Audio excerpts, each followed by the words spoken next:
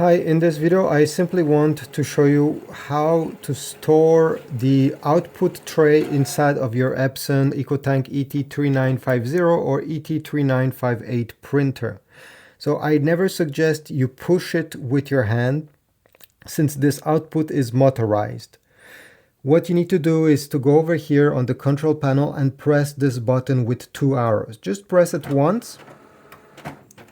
Wait a few seconds and it will go back inside by itself.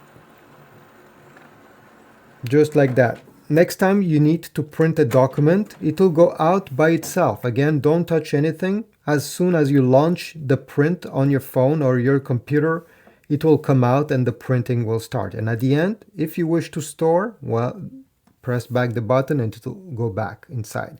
There's no way, at least I didn't find any way, to tell the printer to automatically store this tray once it's done printing. It would be nice, but I guess they don't want you to leave the paper over here and the paper to get jammed inside while trying to store it. Anyway, thanks for watching. Leave a like, subscribe, comment, and I'll see you in the next video.